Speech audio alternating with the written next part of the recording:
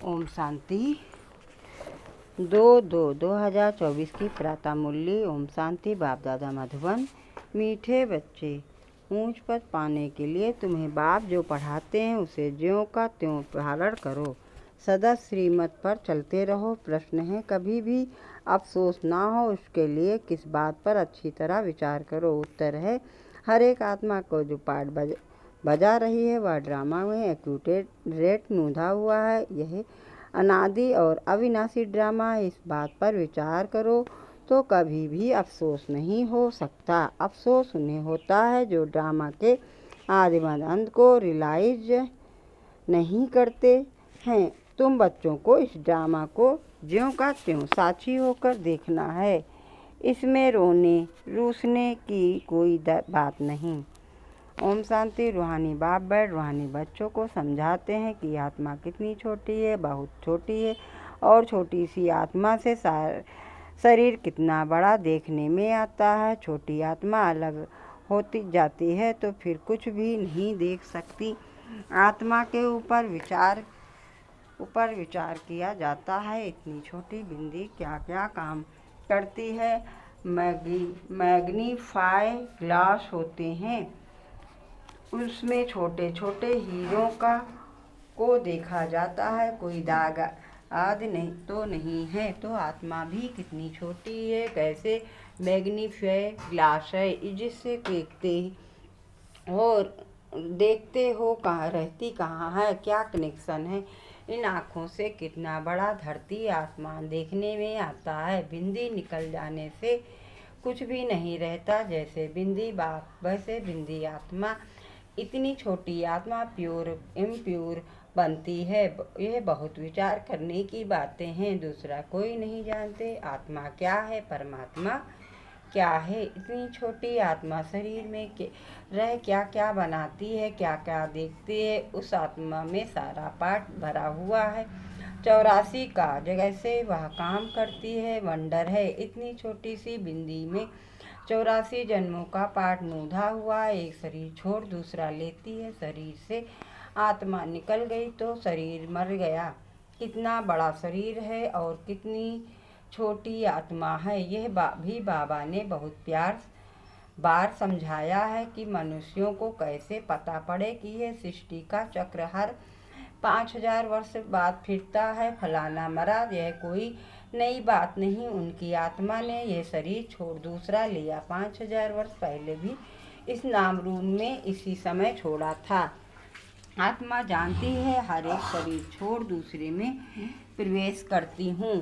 तुम शिव जयंती मनाते हो, देखते हो 5000 वर्ष पहले भी शिव जयंती मनाई थी। हर 5000 वर्ष बाद शिव जयंती जो हीरे तुल्य है मनाते ही आते हैं। ये सही बातें हैं। विचार सागर मंथन करना है जो औरों को समझा सकें। यह त्योहार होते हैं।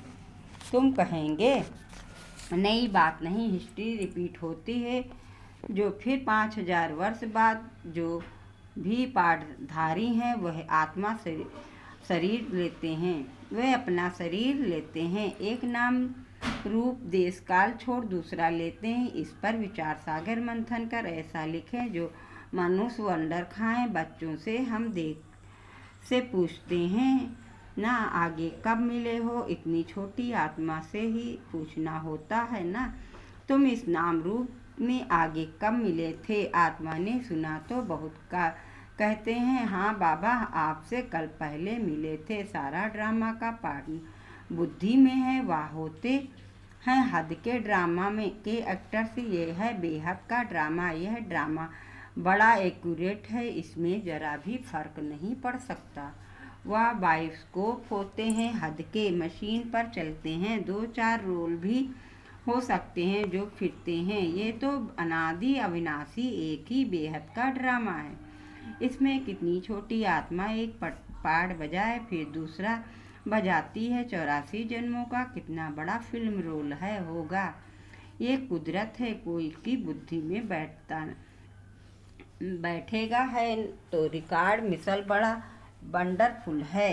84 लाख तो हो न सके 84 का ही चक्र है। इनकी पहचान कैसे दी जाए, अखबार वालों को भी समझाओ तो डालेंगे। मैगजीन में भी घड़ी घड़ी डाल सकते हैं। हम इस संगम के समय की ही बातें करते हैं। सतयुग में तो ये बातें होगी नहीं, ना कलयुग में होंगी। जानवर आदि जो कुछ भी हैं सबके लिए कहेंगे फिर 5000 वर्ष के बाद देखेंगे, फर्क नहीं पड़ सकता। ड्रामा में सारी नूंद है। सतयुग में जानवर भी बहुत बहुत खूबसूरत होंगे। ये सारी वर्ल्ड की हिस्ट्री अगर फिर रिपीट होगी। जैसे ड्रामा की शूटिंग होती है, मक्खी उड़ी वह भी निकल गई तो फिर रिपीट होगी। अब हम इन छोटी छोटी बातों का ख्याल तो नहीं करेंगे। पहले तो बाप खुद कहते हैं, हम कल्प संगम युगे इस भाग्यशाली रथ में आता हूँ।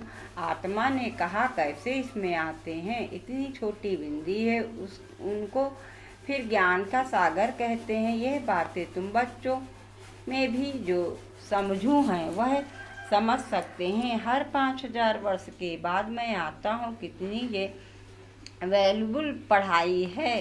बाप के पास ही एक्यूरेट नॉलेज है जो बच्चों को देते हैं। तुम्हारे से कोई पूछे तुम झट कहेंगे सतयुग की आयु 1250 वर्ष की है। एक एक जन्म की आयु 150 वर्ष होती है। कितना पाठ बजता है, बुद्धि में सारा चक्र फिरता है। हम 84 जन्म लेते हैं, सारी सृष्टि ऐसे चक्र में फिरती रहती है। ये अनादि अविनाशी बना बनाया ड्रामा है। इसमें नई एडिशन हो नहीं सकती। गायन भी है। चिंता ताकि कीजिए जो अनहोनी होए। जो कुछ होता है ड्रामा में नूद है ना, साक्षी होकर देखना पड़ता है। उस नाटक में कोई का ऐसा पाठ होता है तो जो कमजोर दिल वाले होते हैं वो रोने लग पड़ते हैं। तो नाटक ना, यह रियल है। इसमें हर आत्मा अपना अपना पार्ट बजाती है। ड्रामा कभी बंद नहीं होता। इसमें रोने रूसने की कोई बात नहीं। कोई भी नई बात थोड़ी ही है। अफसोस उनको होता है जो ड्रामा के आदिमदंत की रियलाइजेशन नहीं करते। ये भी तुम जानते हो। इस समय जो हम इस ज्ञान में पद पाते हैं, चक्र लगाकर फिर वही बनेंगे। यह बड़ी आश्चर्यवंत विचार सागर मंथन करने की बातें हैं। कोई भी मनुष्य इन बातों को नहीं जानते। ऋषि मुनि भी कहते थे हम रचता और रचना को नहीं जानते हैं। उनको क्या पता कि रचता इतनी छोटी बिंदी है, वही नई सृष्टि का रचता है। तुम बच्चों को पढ़ाते हैं ज्ञान का सागर। ये बातें तुम बच्चे ही समझते हो। तुम थोड़े ही कहेंगे हम नहीं जानते। तुमको बाप इस समय सब समझाते हैं। तुमको कोई भी बात में अफसोस करने की जरूरत नहीं। सदैव हर्षित रहना है।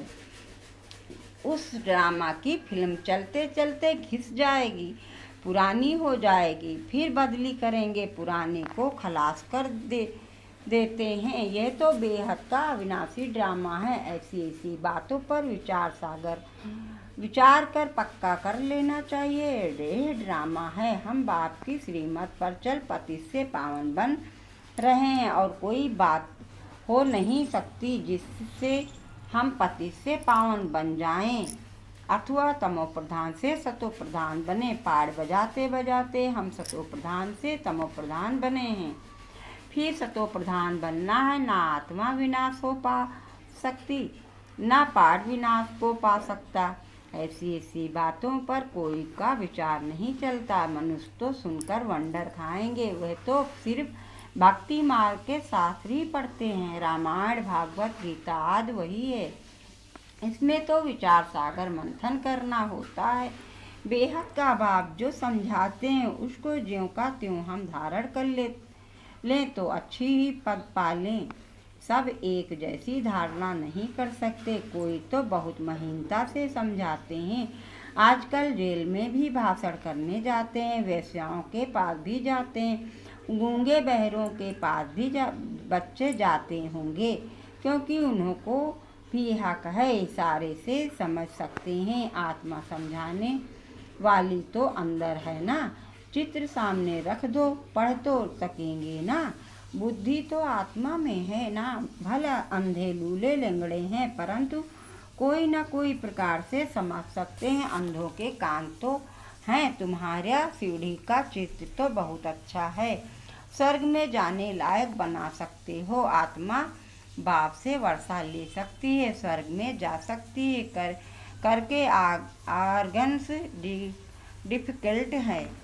वहाँ तो लूले लंगड़े होते नहीं, वहाँ आत्मा और शरीर दोनों कंचन मिल जाते हैं। प्रकृति भी कंचन है, नई चीज जरूर सतो प्रधान होती है। ये भी ड्रामा बना हुआ है, एक सेकंड ना मिले दूसरे से कुछ ना कुछ फर्क पड़ता है। ऐसे ड्रामा ज्यों का त्यों साची होकर देखना है। ये नॉलेज तुमको अब मिलती है, फिर कभी नहीं मिलनी है आगे। ये नॉलेज थोड़ी ही थी, ये अनादि अविनाशी बना बनाया ड्रामा है कहा जाता है। इसको अच्छी रीति समझ और धारण कर किसी को समझाना है। तुम ब्राह्मण ही इस ज्ञान को जानते हो। ये तो चोप चीनी ताकत की दवा तुमको मिलती है। अच्छे से अच्छी चीज की महिमा की जाती है। नई दुनिया कैसे स्थापन होती है, फिर से ये राज्य हो कैसे होगा। तुम्हारे में भी नंबरवार जानते हैं, जो जानते हैं वह दूसरों को समझा भी सकते हैं। बहुत खुशी हो रहती है, किन्हों को तो पाई की भी खुशी नहीं है। सबका अपना अपना पाठ है। जिनको बुद्धि में बैठता है होगा वह विचार सागर मंथन करते होंगे तो दूसरों को भी समझाएंगे। तुम्हारी यह है पढ़ाई जिससे तुम ये बनते हो। तुम कोई को भी समझाओ कि तुम आत्मा हो, आत्मा ही परमात्मा को याद करती है। आत्माएं सब ब्रदर्स हैं।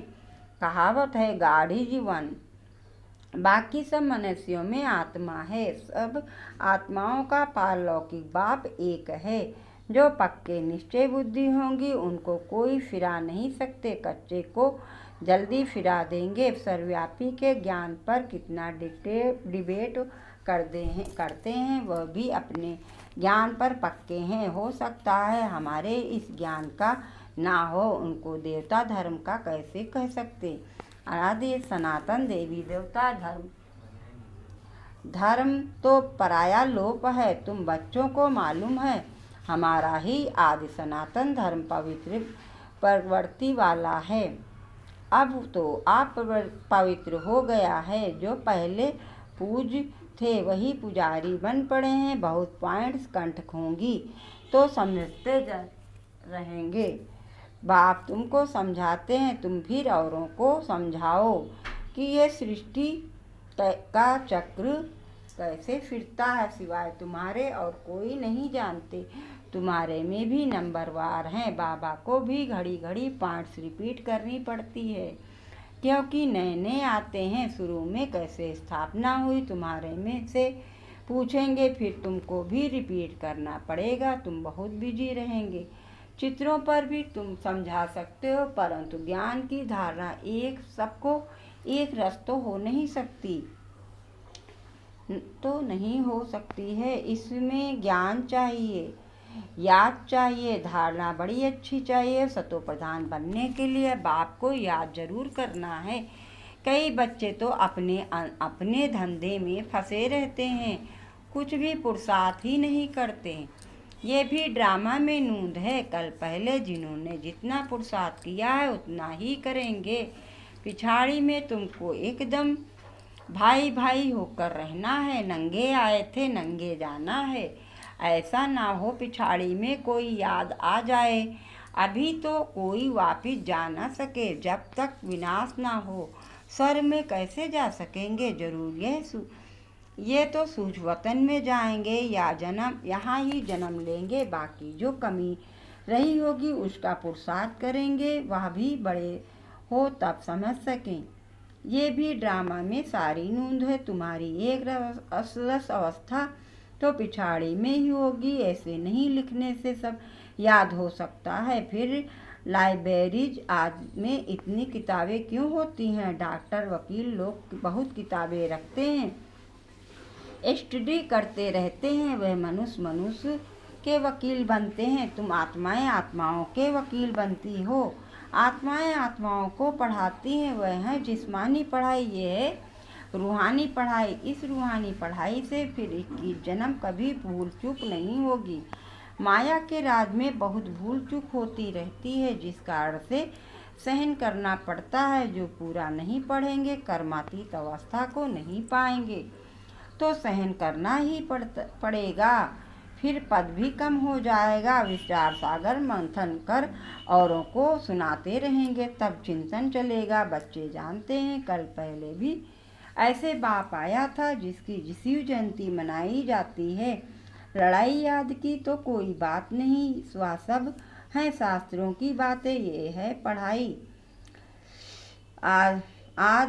आमदनी में खुशी होती है, जिनको लाख होते हैं उनको जास्ती खुशी होती है। कोई लखपति भी होते हैं, कोई कखपति भी होते हैं, अर्थात थोड़े पैसे वाले भी होते हैं। तो जिनके पास जितने रतन होंगे उतनी खुशी भी होगी। अच्छा, मीठे मीठे सिकंदे बच्चों प्रति माता पिता बाप दादा का याद प्यार और गुड मॉर्निंग। रूहानी बाप की रूहानी बच्चों को नमस्ते। हम सब रूहानी बच्चों की तरफ से रूहानी माता पिता बाप दादा को याद प्यार गुड मॉर्निंग, नमस्ते नमस्ते नमस्ते। धारणा के लिए मुक्सा रहे। पहली पॉइंट है विचार सागर मंथन कर स्वयं को ज्ञान रत्नों से भरपूर करना है। ड्रामा के राज को अच्छी रीति समझकर दूसरों को समझाना है। किसी भी बात में अफसोस ना कर सदा हर्षित रहना है। दूसरी पॉइंट है अपनी अवस्था बहुत काल से एक रस बनानी है, ताकि पिछाड़ी में एक बाप के सिवाय दूसरा कोई भी याद ना आए। अभ्यास करना है। हम भाई भाई हैं, अभी वापस जाते हैं। वरदान है अलबेलेपन की लहर को विदाई दे, सदा उमंग उत्साह में रहने वाली समझदार आत्मा भव। अलबेलेपन की लहर को विदाई दे, सदा उमंग उत्साह में रहने वाली समझदार आत्मा भव। विस्तार से है। कई बच्चे दूसरों को देखकर स्वयं अलबेले हो जाते हैं, सोचते हैं ये तो होता ही है, चलता ही है। क्या एक ने ठोकर खाई तो उसे देखकर अलबेलेपन में आकर खुद भी ठोकर खाना, ये समझदारी है। बाप दादा को रहम आता है कि इस ऐसे अलबेले रहने वालों के लिए पश्चाताप की घड़ियाँ कितनी कठिन होंगी। इसलिए समझदार बन अलबेलेपन की लहर को, दूसरों को देखने की लहर को मन से विदाई दो। औरों को नहीं देखो, बाप को देखो। स्लोगन है वारिस क्वालिटी तैयार करो, तब प्रतिष्ठा का नगाड़ा बजेगा। वारिस क्वालिटी तैयार करो, तब प्रतिष्ठा का नगाड़ा बजेगा। अच्छा, ओम शांति ओम शांति।